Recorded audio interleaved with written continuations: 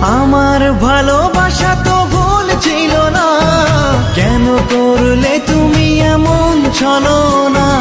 কি দোষে দোষী করে তুমি চলে যাও, অশান্ত মন আমার কিছু বুঝে না।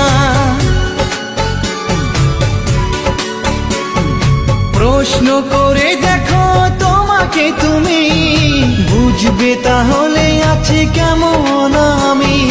তোমার গায়ে হলুদে কত কোলাহল, এদিকে আমার চোখে ঝরে শুধু জল।